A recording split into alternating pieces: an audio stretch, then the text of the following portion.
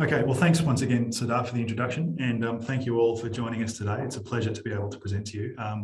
We'll be presenting on the paper that my colleague Zubair and I from the World Bank have written on deepening decentralization within centrally led states.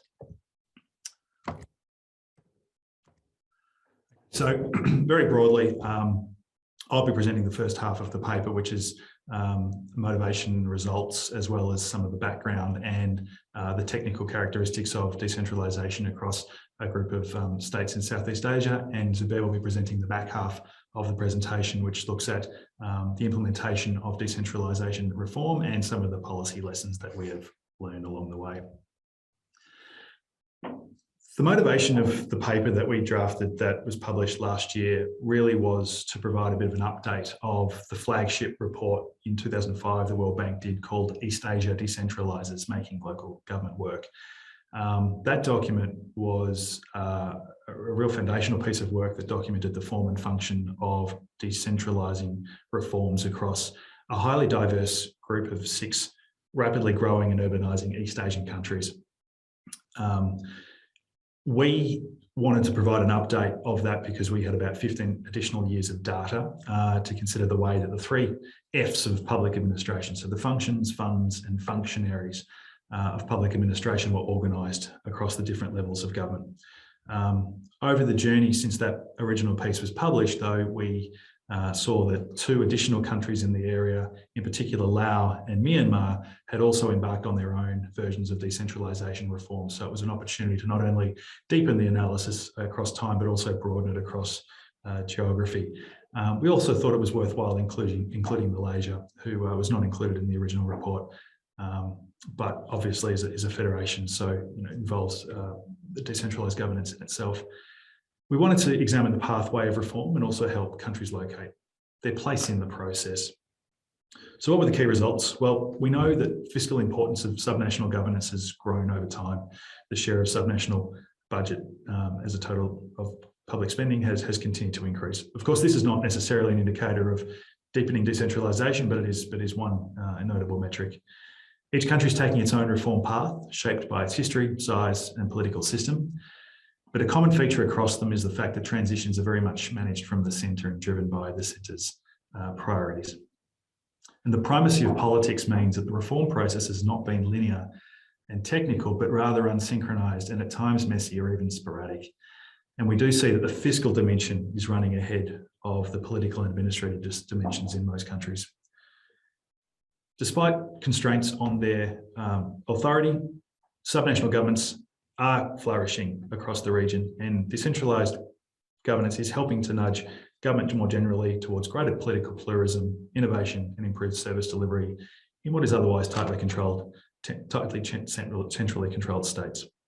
And if the past 20 years is a guide, further progress in decentralising governance in the area will most likely continue to be controlled, incremental and non-linear, with the focus most likely to be fiscal.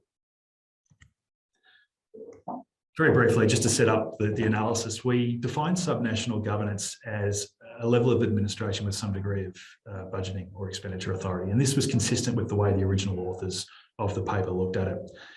So this includes cities and provinces that might not necessarily have political autonomy, but do actually have some sort of budgetary autonomy. We found that most subnational governments, according to this definition, occur at the provincial and municipal levels, although some countries do have a level in between. And of course, there are special autonomous regions across several countries that some have their own unique bestowed powers, and others that are largely political representatives don't have any sort of unique functional responsibilities vis-a-vis other subnational areas. A lot of our data comes from the OECD and the United Cities for Local Governments database, as well as data we could supplement with in-country experts, finance department budgets. At the time of writing, the latest estimates were between about 2016 and 2018. So we don't include the effects of the pandemic. And of course, we don't include the Myanmar coup, which obviously occurred this year and has unwound a lot of the subnational reforms that we believe may unwind some of the subnational reforms going forward. So obviously that analysis is a little bit dated. So to provide some background and context, the initial authors of the 2005 report noted that in the early 1990s, a host of unitary states had begun decentralising their governance structures. And the authors argued that rapid economic development and urbanisation was providing the rationale for more localised governments, as well as a host of different political imperatives that were driving reform. And they broadly classified the different groups of countries into three.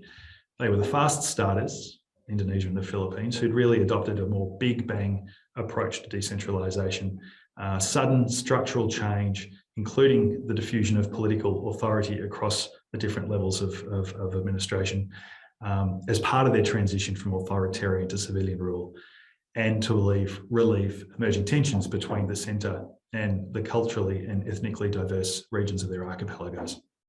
There were the incrementalists, which were largely the communist one-party states who had embraced decentralisation as part of their developmental plans, as well as their market-based reforms.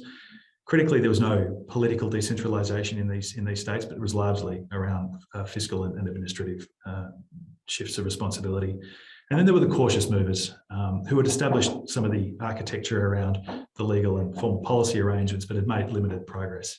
And to that, we would add as well, places like Cambodia and Thailand had also begun to integrate subnational governments into their existing authoritarian one-party state structures of government. So in offering the prospect of additional pluralism without challenging the primacy of the central government. Notable in the region was the fact that decentralisation was occurring against a backdrop of relative peace, and so it wasn't necessarily around conflict resolution, although the recent creation of Bangsamoro Autonomous Region of Mindanao in the Philippines is obviously a notable counterexample to that. The shift in governance towards the local level had obviously also changed the fulcrum of the region's economic and social development. As noted at the top, we noticed that, of course, there were other countries that had begun to embark on their own reforms. So Myanmar had had a sudden devolution of its own political power and budgeting authority to the subnational level, similar in a way to Indonesia and Philippines' Big Bang approach, but it also integrated their subnational governments into the existing authoritarian apparatus, somewhat like Thailand. Laos had a bit of a cautious mover, similar to other, somewhat incrementalist like other communist one-party states, but also a bit of a cautious mover in the sense that they had developed some legal architecture, but had not really made much progress on it at the time of writing. And of course, Malaysia being the only formerly federal nation in the region who had established a multi-ethnic federation in 1957, although most powers in that country do still reside with the centre. So over time, it had become clear that despite huge variation in the nature of the countries, you've got enormous China, you've got relatively small Laos, you've got different political characterizations, you've got a hugely diverse region. One commonality was that in general, the share of public spending across all of the group of countries had increased over time, apart from two notable exceptions, which was Malaysia and the Philippines.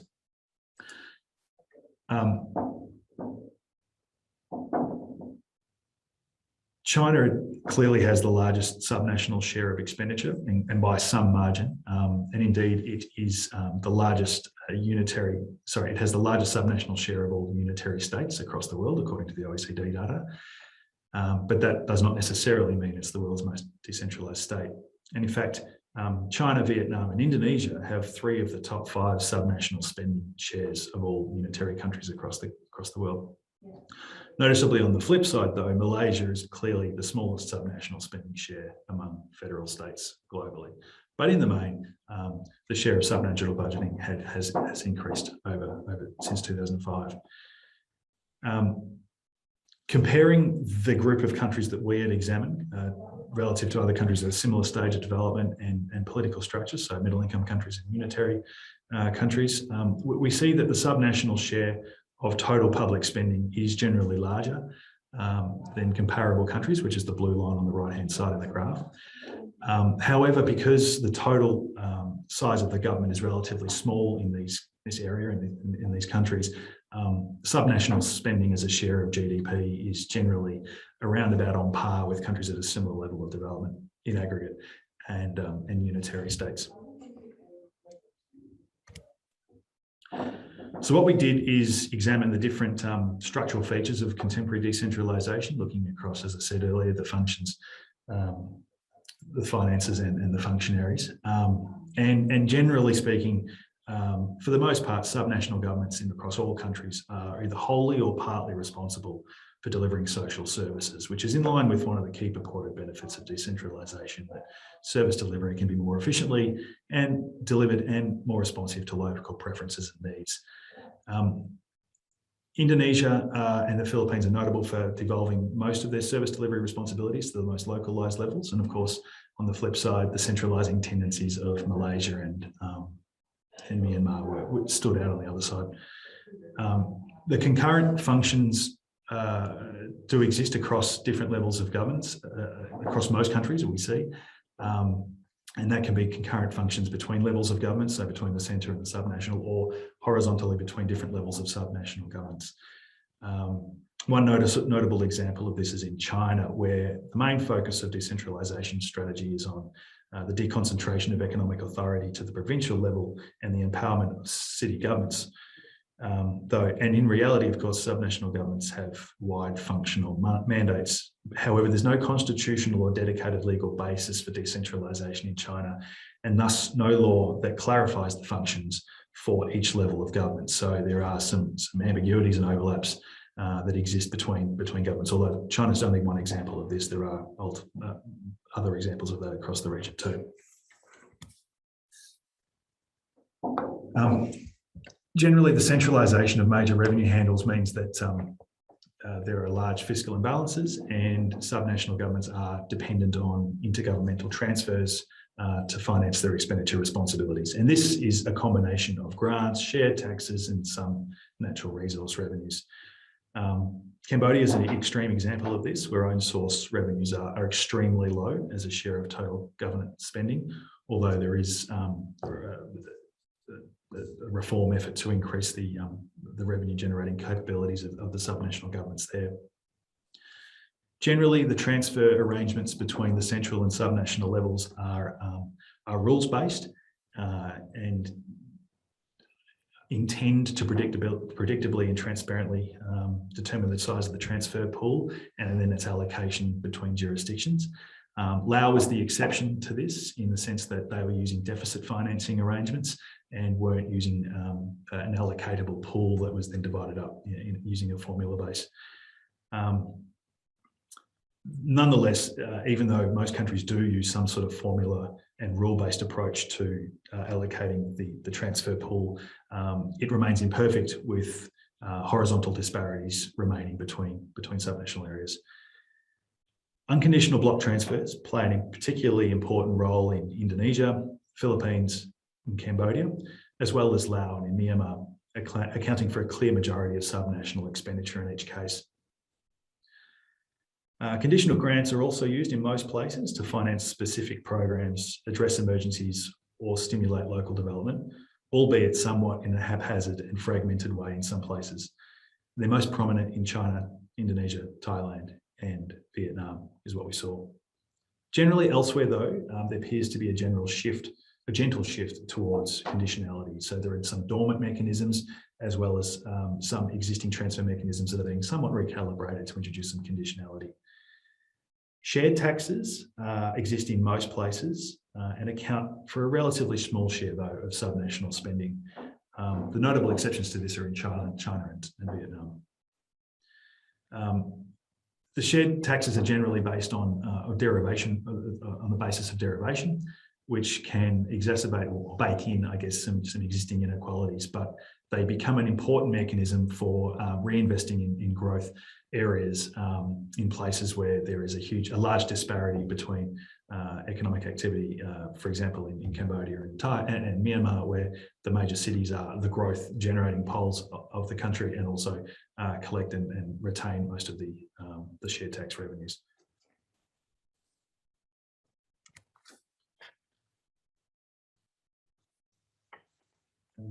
I think, Zubair, I'm going to hand over to you now. Thank you, Lachlan. We have about 5 more minutes to go in our allotted 20 minutes. So I'll just summarize some of this. We did present a lot of text in our presentations just for this fact that you may be able to have a look. And of course, the paper is also there. The link is there. But, while Lachlan presents, this story of a substantial fiscal decentralization, obviously with a lot of variety among the large variation of, politics and size and others in this set of countries. What we still see that the fiscal side may be moving forward, but there's a very strong central government influence. And partly this is a key kind of salient feature of all of this. Again, not relevant to every country, but broadly speaking, there is a very strong central hand and a central choreographed coordination of local government reforms.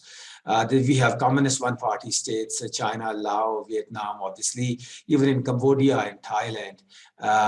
That's kind of the prominent feature, maybe because of military-led governments, or kind of a single party-led democracy, which the party keeps on winning. And then Myanmar currently, reversed into that kind of a military-led situation, which is very strongly centrally-led. And any reforms are they going to be retraced, or perhaps they will have some kind of facade, but they'll be very, very strongly led from the center. And then, there's not much political devolution. Even in Malaysia, which appears to be federal, as you said, there is really not a lot of devolution, fiscal or other authorities devolved.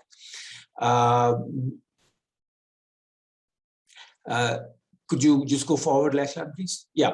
So another important feature, and I think this is something that often papers do not spend much time on, is the nature of HR and its management across subnational entities. And as you see, for example, in Myanmar, until recently, there was this notion of political decentralization, elected local governments, or semi-elected local governments in local houses and all of that. But despite that, and despite fiscal decentralization, there was barely any HR decentralization of civil servants, and it was all centrally managed. Even like minor things like leaves or minor stuff was all centrally managed. Now again, this HR is a complicated fact. There are all kinds of elite tiers, like China, for example, where the senior Communist Party officials are managed from the center, and lower-level petty bureaucrats could be managed from the very local level. But broadly speaking, what you see is that despite this growing fiscal decentralization, there isn't that much of HR civil service decentralization. And it's partly a feature of how these countries try to wield that influence and coordinate essentially from the center. Next, please. Now, again, very difficult to draw lessons from, from such a variety. And we will obviously hear more detail from Indonesia and Philippines and some of those specifics going forward. But decentralization is a very highly political reform, as we see, very, very aligned to the local political culture. But generally speaking, subnational governments are nevertheless playing key roles in influencing local politics and economic landscape. In China, as we know, local governments are a key fulcrum of innovation and economic innovation and ideas. I was just reading recently that the big new idea of common prosperity again has been delegated to the local governments. Okay, we don't know what it means, but please try, and then they will find out what exactly it means in practice, and then maybe we will learn. But then, ongoing changes, incremental improvements, broadly in the space of increasing fiscal, and the other things are also lagging, or as we know, are lagging. Malaysia and Thailand, generally speaking, are not decentralizing. I mean, Myanmar, again, as we said, is a bit of has had a reversal recently. Over the next, please. The key lesson we would say is not much of a kind of a big grand lesson, is that the reforms can happen even in very centralized states. probably led by more fiscal, and and there's a lot of incremental to and fro in politics in Myanmar and other places. In Indonesia, perhaps even there is this big bang and the reversal, and it's very much driven by local politics. And while we can provide all kinds of technical advice as donors and as academics, is very much a politically led process, and it's very messy and can be very messy and perhaps should be messy. There's no other option for such complicated political reforms. And the 3 Fs kind of vary in their own way and in their own structure across each place. Next, please. So what we see is that the fiscal decentralization itself, which seems to be the preferred mode here, can be leveraged to promote a disparate set of objectives in communist countries, in very democratic Philippines, in large unitary Indonesia, in military-led Thailand. I mean, everywhere there seems to be some initiative to do something around this. It could be political, it could be economic, it could be it could be just general governance, as is a little bit of the case in China and perhaps even used to be in Myanmar. We said it's very, very much a political process, and then there is some changes in terms of how do you devolve, but fiscally, but still coordinate, and partly HR and politics is one way to ensure that coordination or try to improve that coordination. Coordination being a very big challenge. The more diverse and complicated and the more political entities you have within a country, coordination becomes more of a challenge. But conditional transfers may be one way that although it's not exactly thought to be the best possible way of doing these things, but that's one way countries are trying to